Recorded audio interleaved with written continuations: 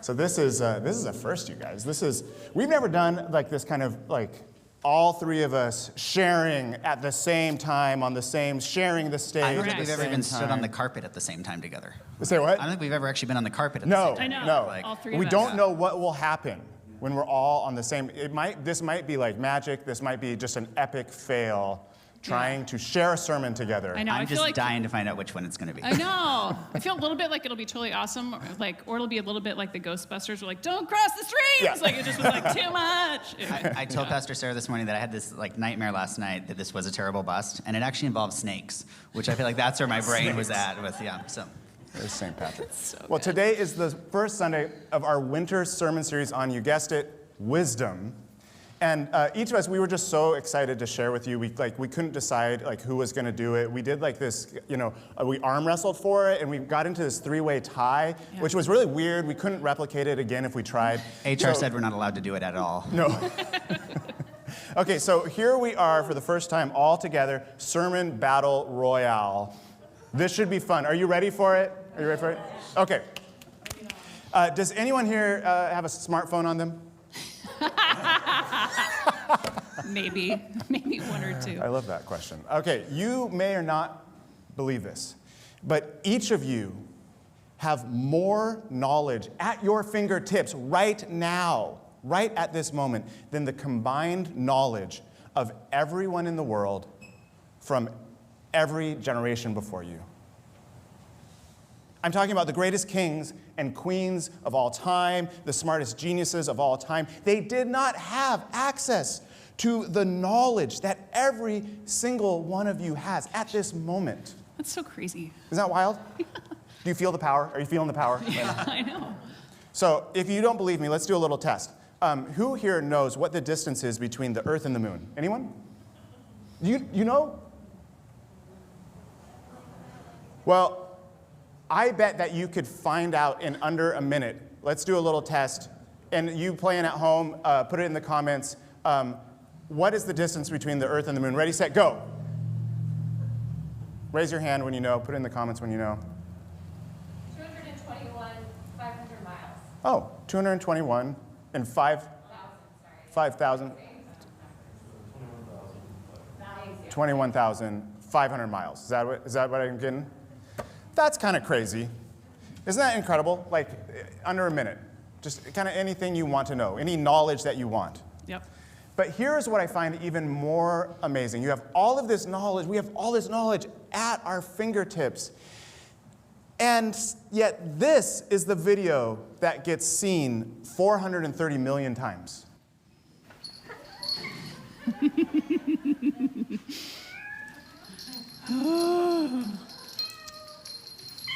Yeah. Yeah. 430, that's a lot of eyeballs. That's a lot of times. And while I love this video and may have watched 2 hours of cat videos, it was research, I also wonder, this? Yeah. So cute. It's a long video. Are you going to keep it going this whole time? It's really hard to compete with, too. With June running slides, I think we'd stay on cats for a long time. Yeah. We've got more knowledge than we know what to do with, right at our fingertips. Yeah. And when it comes down to it, cat videos. Yeah. That's what we want. Anyone here remember when the internet first came out? That was before I was born. Shush! Shut it! Thanks, Zach. And we all thought that the internet was going to save us. Do you remember that? It was like such optimism. Like those were the good old days, you know? We thought that the answer to the world's problems was more knowledge. And now we have it. And doesn't it feel like we have more problems? We've got more knowledge than we could ever imagine, but are we any better for it? We thought that the internet was going to unify the world, right? But now we lack any shared source of information, news, just like a shared sense of reality. And knowledge is power, but do we have the character to wield such power? Everyone wants to know how to live well. Everyone wants the good life. but has this knowledge made us any better at life? So what we are audaciously suggesting this morning is this. We have an abundance of knowledge, and we have a shortage of wisdom. Yeah. And what's more, does anybody care? I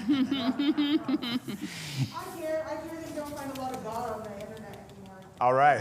Yeah. We got one person Yeah. who cares. Somebody- We'll see if we can grow that number. Apparently when I look up a word, it doesn't always have the meaning that I'm looking for. Like I actually looked up reverend the other day. Right? Yeah. Yes. And I wanted to know the difference between that. Oh, man. you know, it hasn't always been this way. As a bit of a history nerd, I think it's interesting to look at how ancient cultures thought about living well. And in nearly every ancient culture all over the globe, we find these writings that scholars call wisdom traditions. I think we often think of wisdom today as cliches, like, not to prove a point or anything, No. but we think of wisdom today as cliches, like fortune cookie proverbs, or maybe scholastic navel gazing that, you know, just kind of broods over moralizing questions. But ancient cultures associated wisdom with the elders and the upper class. Yeah. And in reality, we've lost this in our world today. I'll give you an example. I didn't really grow up with warm, fuzzy grandparent memories, but my dad used to talk about his great-grandfather. There was a time that there were 5 generations of Herzog alive at the same time in the US. Wow. And so his great-grandfather's name was Harry, and Harry was born just 3 years after the American Civil War ended. Oh, gosh. He immigrated to the US on a boat a few decades before the Titanic sank. When he arrived in America, he made wagon wheels for pioneers heading west. He watched from afar as the Austro-Hungarian Empire, which he was born in, collapsed. He lost everything in the Great Depression and then saw Nazis take over his village of Sandhausen, Germany. He then saw them defeated because he lived to be 102 years old. Oh, gosh. So as an immigrant, he made wagon wheels, but he actually lived to see Neil Armstrong walk on the moon. Oh, my God. Man. So do you know people like this? Do you know people who have lived some life and like were there to see it? Maybe they're your elders, or maybe you know some folks who just really suffered. Some people who ran the gambit and confronted their own mortality, who saw the dark places in the world. These people walk among us, but do we ever take the time to ask them about their stories? Because what they know is different than what we can capture in data. Their stories hold wisdom. Just like we are collecting data in cyberspace, this is what these wisdom traditions of old tried to do. These traditions were collecting the insights of the community that could help everyone live well. I mean, if somebody made it to old age, which not many people did, there was kind of this question of what did they learn and how could we all benefit from that? And then if someone overcame some sort of tragedy, what did they learn and how could we all benefit from this? Right. And data can tell us a lot of useful information, but it isn't the same thing as a story from a grandparent or the lessons learned through suffering. It's like today we're trying to answer this question of how to live well by quantifying it, but data can't get us there. Because the reality is, we're all gonna die. And any Thanks, knowledge. Dad. Yeah. Happy intern message. I know. Amen. Spoiler alert. Yeah. Did you know that? But when we die, anything we learn dies with us. Yeah. And when you're talking to someone who's dying, they never say things like, I wish I binged one more season of Queer Eye. Did he really not say that, though? No, Okay. I've never heard that. Okay. But I haven't done CPE yet, so maybe they do say that. I don't know. It's a good call. Yeah. They don't say, I wish I'd only responded to emails faster. Right. They don't say things like, if I knew the distance from here to the moon. The things we all realize in our dying moments are, if I could do it over again, I'd spend more time with my family. I'd reconcile with my parents. I'd call my siblings more often. I'd go to every single one of my kids' events. I'd be more present with my partner. This is what wisdom traditions are trying to capture. They're trying to savor this insight that can only be found through living and pass it on before it's too late. Wisdom begs us to realize what matters before it becomes a deathbed epiphany. Oh, right. Yeah. And if we can do that, we just might live well. Man, but to ask this question, like, how do we live well? That's the question, right? Yeah. That is just like, you can feel it in your gut, like, man, how do I live well? And in this global moment that we're living in, it sure seems like the right moment for us to tune in and listen to and and just listen close to the story of God, which is a story that is so rich in this tradition of wisdom. Isn't this the moment for us to search for wisdom, right? We think so. Yeah. It certainly feels like we're not living well in this moment. I know. So that's why for these next 5 Sundays, we're going to have these conversations here at Saw House. Just focus on just taking time to examine and learn this tradition of wisdom in the story of God. So here's how we're going to do it together, okay? So the Bible has 3 main books that are considered wisdom. They're known as the wisdom literature tradition or wisdom books. And they are all in the Hebrew scriptures in the Old Testament. And I wonder, do you know what those 3 books are? Do you have any guesses what they might be? Solomon. Song of Songs or Song of Solomon, yeah. Proverbs. I'm just taking guesses at this point. Just brainstorm with me. Yeah. Ecclesiastes.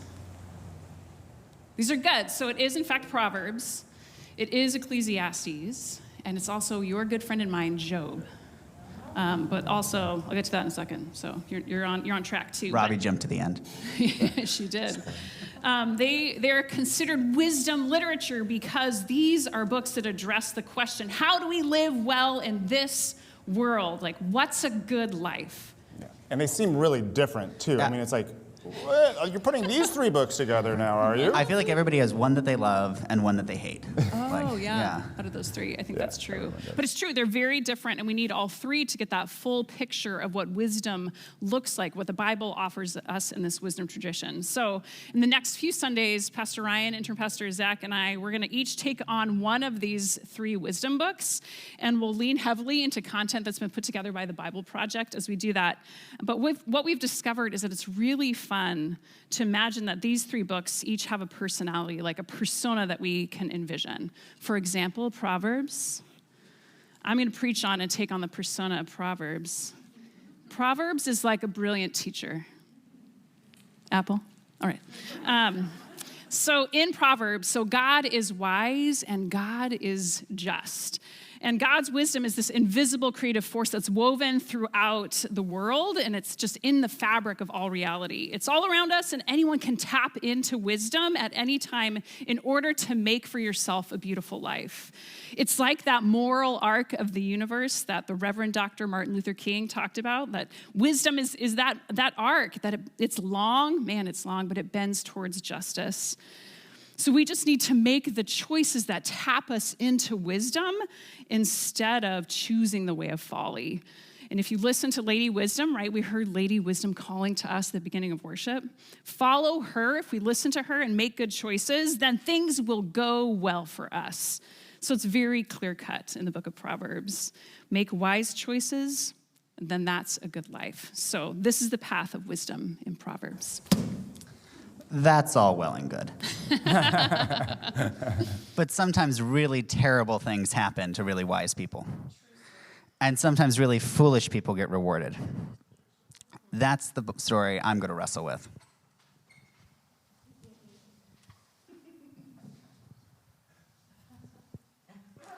I'm going to play the part of Ecclesiastes. And you can think of me like a postmodern grad student. It's going to be hard. It's going to be hard. It's going to be really hard. It's a stretch. I've read Nietzsche. I've read Derrida. I'm not afraid to wrestle with the dark realities in this world. And let me tell you, your life is just like smoke. Just try and hold on to it. And it's one thing to read about those things, but it's another thing to live them. So I'm going to play the part of the book of Job. Imagine me as an old, weathered, white-bearded man. It's hard, but just suspend, just... I feel like we all got typecast. I know. That was the deal. Very great. So I've known the good life that the Proverbs have promised. I've known them. I have also known when it breaks. And I know what it's like to have a shattered life. The path of descent. And it's there that I met God. And it's there that the path of wisdom began again for me. There are two more characters that we will include, two more pieces of wisdom that we want to tend to. So first, the wisdom of love in Solomon, Song of Songs, right? So we'll also talk about that. There's wisdom there too. That'll be the Sunday closest to Valentine's Day. And then we'll close this series finally with the foolish wisdom of Jesus and the cross. Now, what if people are still on the fence? I mean, data gives quick answers. It sounds like this wisdom thing takes time. Like, what do we say about that in this moment in our world? Right. Well, there's this too. I'll say this. So Father Richard Rohr sent out a reflection 2 weeks ago as we started the new year, and it really captured why wisdom matters. He had asked himself, what should I pray for this year? What do we need in these turbulent times? And he was strongly drawn to pray for love, more love, right? But he realized that he's met so many people in the world who are already full of love and who really care for others. And he made the conclusion that maybe what we lack isn't love, but wisdom. It became clear to him that he should pray for, above all else, wisdom. And I love that we here at Salt House, we came to that conclusion also, separately from Father Richard Rohr, that we both were feeling that this is really a time where we need to pray for wisdom and talk about it and listen for it in the Bible and in each other. Because here's the thing, what Father Rohr sensed, and we do too, to grow in wisdom is to grow in love. And to love well, this is the path that leads to a life well lived, yes? To love well is the good life. This is what folks who, again, at the end of their life, these things that they're saying as they reflect back on what they would have done differently, all of it distills down to love. More time with their people, making friends a priority, being generous and giving and showing up for others, even when it's hard. In other words, having grown in wisdom in order to wrestle through the hard, uncomfortable, vulnerable relationship moments that we inevitably face. So this search for wisdom is a search for love, to love well, that absolutely leads to a life well lived and absolutely embodies the life of Jesus. So can you feel how this is true and real and it matters desperately in these times, in this moment when our differences and our divisions are on display rather than our shared capacity for love? Man, we need this conversation. Mm-hmm. Yeah. Man. So, okay, you might be thinking to yourself, yes, I get it. I want wisdom. I want it. Okay, how do I get it? I know, right? Here, do we have it in the gift shop? Visit the gift shop on your way out. Here's the good news. Here's the gospel in this, is that wisdom is actually really easy to come by for two reasons. First, you don't need anything. You don't need anything to get wisdom. In fact, you have to start with almost nothing. You have to start by emptying yourself of the ways that you think you know it all. That's the first thing. And maybe that's not easy, right? But it's simple. You have to start with a beginner's mind, the teachable spirit, the humble, open heart. And this is what the Bible, this is what wisdom literature calls the fear of the Lord. Yeah, and that phrase, the fear of the Lord, it appears through all of the wisdom literature. The very beginning of Proverbs, it says it this way, explaining that this is where the whole book is headed. It says the fear of the Lord is the beginning of knowledge, right? That's where we start. The fear of the Lord is the beginning of knowledge, but fools despise wisdom and instruction. So the fear of the Lord is the beginning of knowledge. That's where we start. We get the same thing in Ecclesiastes, where it says, when all is heard, here is the conclusion of the matter. Fear God, keep God's commandments. This is the duty of all humanity. Job says it too. He said to the human race, the fear of the Lord, that's wisdom. To shun evil, that's understanding. Three really different voices, but we all agree on one thing. Yeah, I love that. And then in my inclusive Bible translation, another way that they say it, that fear of the Lord, they have the phrase translated, awe of Yahweh. So wisdom is when we stand in awe of Yahweh. And I really like it put that way too. Yeah, I like that. I also think that it's wise to actually be afraid that God will kick my butt and stand up for the oppressed Yeah. and put tyrants down a notch, Yeah. right? Because God is a mama bear, right? And the mother of the poor, and you mess with the poor and you watch out, right? I should be afraid of that. And that fear is for my good.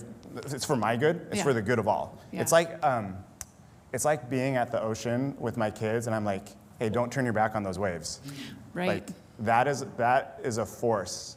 That is a force That's a bigger healthy than fear. you. I love that because it's kind of like fear of the Lord is like standing in our place. It's like recognizing that there's an order to creation and that like God is God and like we should be in awe of God and the fearful and terrible realities that we see in the world.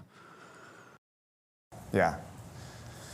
That's, it's like the wise know that they don't know. Right? There's a real humility in that. Yeah. Yeah. So that's the first kind of good news gospel around how to get wisdom. Like, it starts with nothing. It starts with a clean slate, beginner's mind. It embraces this awe of Yahweh, fear of the Lord. Like, that's how we begin. And the second good news and how it is that we get wisdom, the Bible is really clear. Like, to get it, all you need to do is ask. Yeah, Jesus says, ask and it'll be given to you. Seek and you'll find it. Knock, the doors will be open. He's drawing on this whole ancient wisdom tradition. Ask, seek, knock. These are all desirous words, right? They're all about desire. You gotta want it. So do you want it? Do you want wisdom? You know, when we were prepping this week, we talked that like there's no corner on the market for wisdom. That, you know, when we ask, seek, knock, we find it in lots of places. And that's really it, isn't it? Like if you don't want it, God won't give it to you. But if you want it, you see it. Like Lao Tzu said, when the student is ready, the teacher will appear. I love that. So, friends, what do you say? Do you desire wisdom? In other words, do you want to live into what it means to live a good life, to live well? We are so excited that we get to traverse this particular search for wisdom together in the weeks to come. I feel like this went all right. Yeah. Yeah, no snakes. Yeah, no snakes at all. So friends, I think the place then for us to begin is to simply by stopping and emptying and asking, which we do together now in prayer. So I invite you to take a breath, roll your shoulders again, feel this body that you have as we pray. God, we pause now to begin our search for wisdom by opening ourselves and asking for wisdom, to say that we desire, and we let all of the things we think we know fall from us, because we know a lot. Don't get us started. And we dare to get really honest with you and call to mind the things that we wish we knew. Things that may be burning hot in our hearts today, the things that are hard right now. To be honest about the wisdom we wish we had. To be honest about how we want to love well.